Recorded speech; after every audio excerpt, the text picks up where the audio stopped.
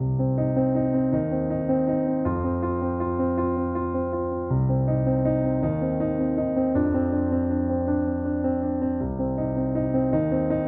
part about civil society is, first of all, the civil part of it. They're way too polite. I'm surrounded by young people who are thinkers. There is no time for that neutral science. Governments are in the service of big corporations. They have to invite them into the city. They have to say, my city is open for you. That entire relationship has to be protected. You have to learn from it. If you want to learn from it, learn from the fishers. It will worsen because there is absolutely zero learning. More battles I have lost than I have won. Even the ones I have won can become battles that you lose later on. That's not environmental education. That's political education. Absolutely, totally. I draw my courage from the fact that my rulers are extremely scared. They're scared of me. They're more scared of me than I'm scared of them.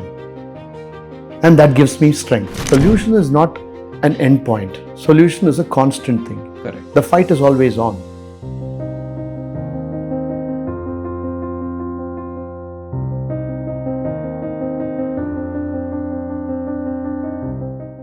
Very warm welcome to this special discussion on the state of India's environment and the challenges it faces in 2026. I am T A Ameerudheen. I am joined by eminent environmental activist and writer Nityanand Jayaraman.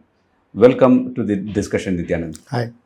Let's begin with the important environmental issues India will face in 2026. So, the issues that India is going to face are issues that it has already been facing for decades now.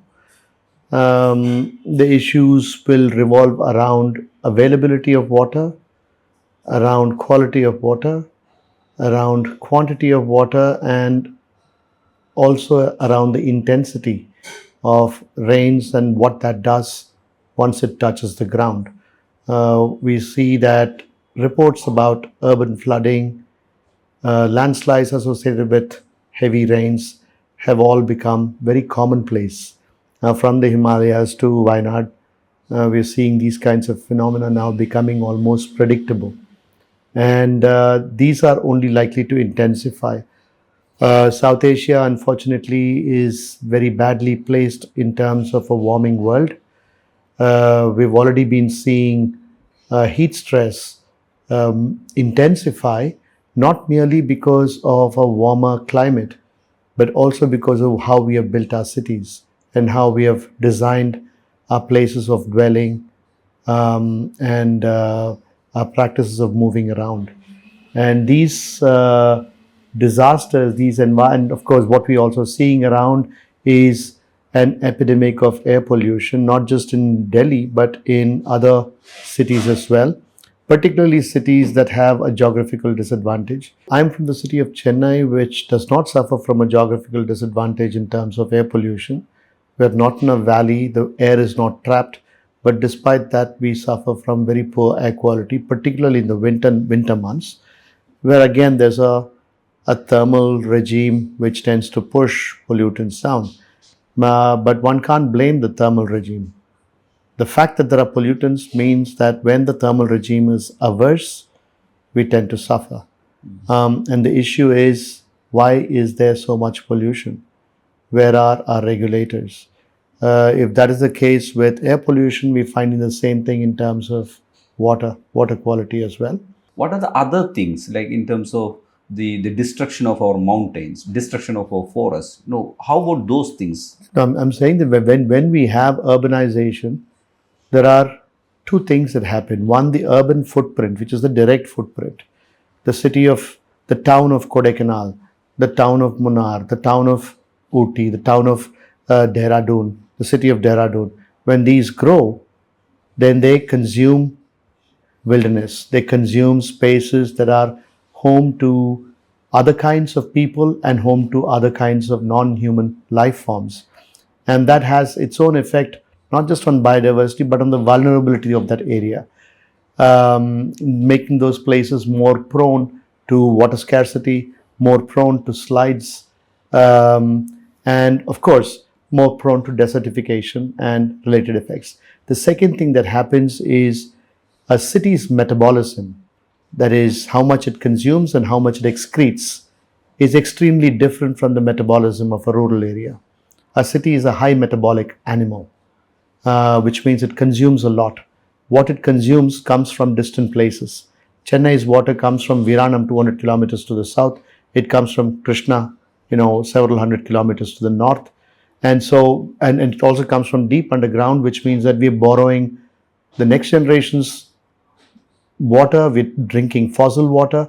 So our capacity to consume has increased enormously, which means that the city is emptying out, killing the biodiversity in spaces that are far distant from its own municipal boundaries. This makes it, so when we talk about a sustainable city or a Chennai climate action plan, that plan is so limited. It is such an eyewash, because you're talking about how can you have a sustainable city that consumes unsustainably? How can you think about making your city resilient while the same city's resilience comes by consuming other places?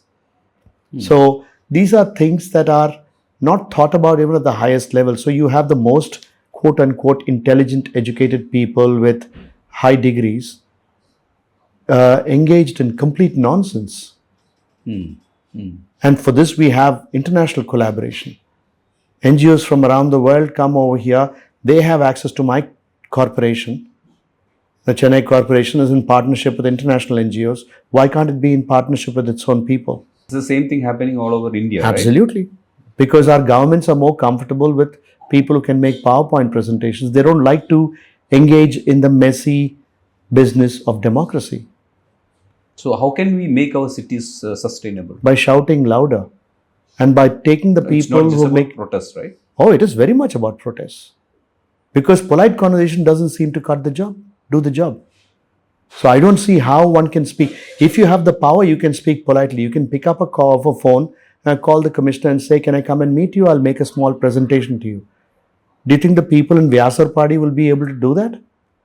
They will have to shout. They'll have to probably stop the train from moving. People And then in Delhi have been protesting for air pollution, air quality. Yeah. They're demanding good air. Yeah. But nothing seems to be happening. that is right. I think that what we are stacked up against is not an insignificant thing. You have the government. The government's inertia can be shifted by political pressure. But the political pressure has to be more than the pressure that people with money can bring. I'm talking about big corporations can bring to bear tremendous pressure. In any case, governments are in the service of big corporations. They have to invite them into the city. Yeah. They have to say, my city is open for you. Look at this. I made my city beautiful. It is meant to be made beautiful for global investors. That beauty is not for me. So when the government is in the service of big investors, for local people to protest, Chennai is a water scarce city. It's also an electricity cell. It's located in a state where electricity needs are being met, but just about. So we should not be going in for electricity intensive or water intensive or water wasteful activities. What have we done? We have set up a 400 million liter per day desalination plant, which is basically you're drinking electricity. It consumes a lot of electricity to break down the salt water and manufacture fresh water. It's a factory for water that manufactures extremely expensive water. And what are you doing with this water? You're building more data centers in the city, which guzzle up water. Are data centers what we need? Should we not be looking at things that would make sense for a city like Chennai?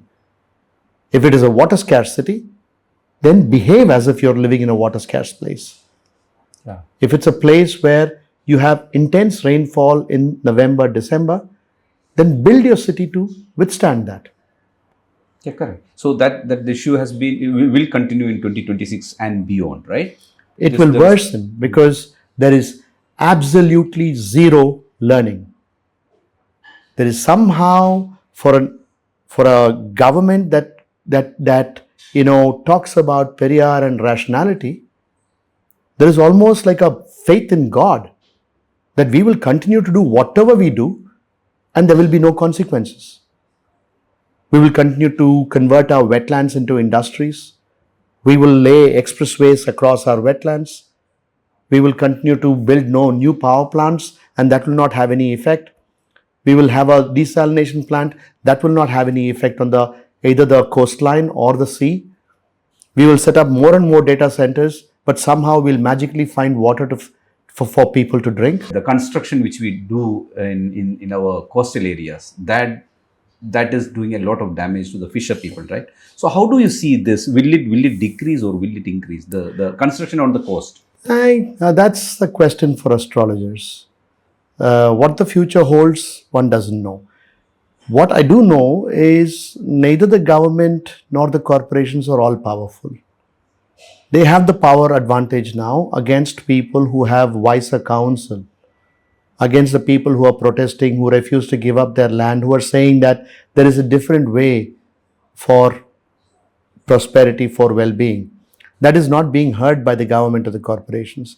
They're continuing to do what they did before. They're accelerating it. But will that change or not is something that neither they nor I can predict. What we can say is that it will cause more unrest. It will cause more disturbance. They will have to use more force, more pressure. It will lead to less democracy. And that could lead to a breakpoint. And then the people who have power might not have power. So all these things are very much in the cards. But you're talking about the protests, which, protests are nowhere to be seen.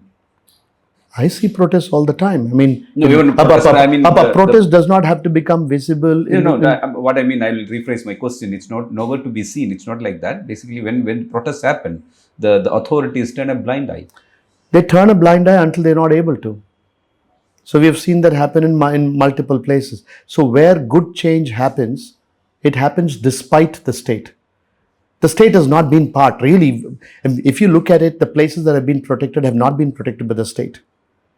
When the state moves in to protect, it does so by excluding local people. We have a host of conservation areas being announced by the government of Tamil Nadu. Marine conservation areas. Yeah. It's a new exclusion. It's a new enclosure. An area for the dugongs magically tends to exclude the local fishermen. They're not allowed access into the spaces that they have been instrumental in protecting. They have protected them against new power plants coming up. Uppur power plant is coming up in a dugong area. And it is the fisher folk who protested it. It is the government of Tamil Nadu that pushed it. Around the same area, now a dugong sanctuary is being notified and the fishers are not allowed to go in. In a different place, they have a painted stock sanctuary. This is single species conservation of nice, beautiful, charismatic megafauna. What about things that you do that protect livelihoods, relationships? Because the fishers have a relationship with a seagrass ecosystem. That entire relationship has to be protected. You have to learn from it. If you want to learn from it, learn from the fishers who work well with. I'm not talking about the fishers who are going into the deep sea and preying on the deep sea. I'm not talking about the trawlers. I'm talking about artisanal fishers, small-scale fishers who still have a certain relationship with the sea. That is being totally cut off.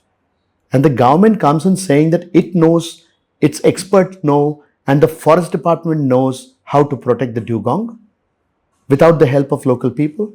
In fact, excluding them, I think that is the vulgarity of what is called environmental conservation. Correct. But see, the thousands of fishers along the western coast, they are being affected by many of the construction works that happened in the past. And nobody is listening to them. How can we find a solution? Well, I mean, I think that the solution is not an end point. Solution is a constant thing. Correct. The fight is always on. Because I've spent 30 years as an activist. There are more battles I have lost than I have won. Even the ones I have won can become battles that you lose later on. Even the ones that I have lost can become opportunities for me to win again. So as I said, no victory is permanent and no loss either is permanent. So given that, it is not as if every single battle has been lost. In Atrapalli, things had been stopped for the longest time. Now probably the dam might come again. One doesn't know. A new fight will have to be fought. That is the nature of things. That's how it will be. That's how it should be. And it's not as if, we're moving towards, life is a telos, and that we will move from here, from being primitive to becoming civilized and extremely evolved. I have not seen any signs of it. We are as barbaric as we were maybe 600, 1200, 1300 years ago. What happened in Palestine, what is happening now in multiple places around the world, shows that we have not lost any of our barbarity, despite the fact that we have spent so much time modernizing. So modernizing doesn't necessarily make people more evolved. We are repeating the same mistakes. In fact, we are in a worse off place today than we were maybe 3 centuries ago in a number of different counts. We might be better off in a number of other counts. We might have longer lives. Correct. And we might have better life-saving drugs. And yes, I'm thankful for that. Yeah. But a number of other indicators, I think we have probably But at the same time, when something directly affects people, people normally turn a blind eye to the fight of the fisher people or fight of the forest dwellers. People normally don't care about that. Till they can't. But when it directly start affecting them, for example, this aravali issue, people are on the streets. Now I can see a lot of protests happening in northern India, the affected state, Gujarat, Rajasthan and NCR region. So do you think that people will only take to the streets only when it directly affects them? Yes. That's the way it is. So I think that the direct effect can be something that can narratively be constructed, because oftentimes there are direct linkages between what is happening in Aravali and my own well-being. 2,000 kilometers south. The direct linkage might be in terms of the attitude of the government, the attitude of the Supreme Court in being so easily able to just dismantle the definition of a hill. That can happen in my place. The coast can be dismantled. Yeah. Correct. Right? So I need to be able to understand that the institutions that I'm working with are telling me something. They're telling me that they are dangerous to me. I need to be able to take precautions for it. So also over here, for instance, if you look at the impact of a wetland, we keep talking about the coast and fishers. The coast is not about fishers. The fishers are merely the first in line, and the fishers are probably best equipped to survive damage to the coast. It is us. We have to be worried about it. Correct. Because we don't know how to survive the coast. The fishers have always lived with the coast. They know the coast to be a dangerous place. They respect the sea for what it gives them, but also for how much it can take from them. Yeah. And so they live with uncertainty. That's their nature. We don't know that. We are people who want certainty in life, and we don't have certainty. So when the coast is damaged, the city of Chennai is extremely vulnerable. You're building along the East Coast Road of Chennai. The urbanization is massive. This is great for growth. The GDP goes up. The city, the state of Tamil Nadu becomes quote unquote developed, modernized. And everybody is happy because most political parties get a cut out of real estate. Where you're building is a coastal aquifer. It's a great source of fresh water, but it's also a freshwater wall. It's like a border security force that prevents the sea from invading the groundwater aquifer from underneath. And you have destroyed it. When you construct on top of it, you're covering the sand. You're flattening the dunes. And then you have bore wells, which are then reducing the amount of fresh water that stands guard against the sea. You're essentially made yourself vulnerable. Yeah, correct. Right? So, and this is being done by people who have degrees in town planning. They do master plans. These are master plans for a disaster. Yeah. So we talked about the coast, the water pollution, but what about deforestation? Is it worryingly increasing now?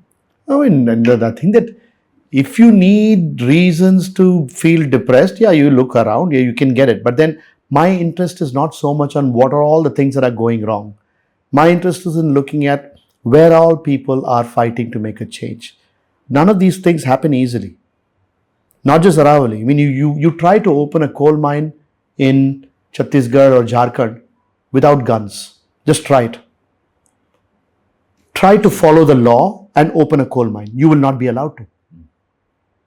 Try to follow the law anywhere in India to do a destructive project. You will not be allowed to. The only way the government can push a mega project in India is by using guns, is by lying, is by committing fraud, and is by bypassing the law. If a consultation is to be held, it will not be held. The collector will rig the consultation. The Gram Sabha resolution will be ignored. An entire island in Andaman and Nicobar, we're talking about deforestation. Look at what's happening there. What plans they have for that, and what is their the way they are saying that they will make it better is by planting trees in Haryana. Yeah, correct. This is how stupid our rulers are. Our IAS, our courts are run by little people. So you just mentioned about these rules are made by the elected governments, and they are targeting people who protest against those projects which threaten the environment. So then how can what can civil society or individuals can do? Civil society, the part about civil society is first of all the civil part of it. They're way too polite. At a time when politeness does not work. So when I say way too polite, I don't mean throw stones. I don't mean, commit violence. I don't mean going there and collaring the bureaucrat. But I'm saying you need to have the courage to call a spade a spade. The minute you go and sit inside a tenured faculty position, you are protected. What do you do with that privilege? Be it inside IIT or Anna University or wherever, these professors who have basically been educated by my tax money are now privatized by the government and privatized, therefore their mouths remain shut. They will never call a spade and they will call it as neutral science. There is no time for that neutral science. We need you to take sides. We need doctors to speak up. So there is no scope for being neutral. No, there is no. Even the ones who think they are neutral are actually speaking for the state. They are speaking for the corporation. So neutral means taking a side. Taking the opposite side. That's right. Okay. Not the side of the people, but the side of the power. Anti-people. The side of the power, yeah. And one of the things you asked me, what is the responsibility of civil society? And as I went off on a tangent. What I think, when I say civil society, I'm talking about people who are like you and me. What is our responsibility? We are people with a lot of privilege. And that privilege is not something you have earned. You came with that. So then there's a need to pay it forward.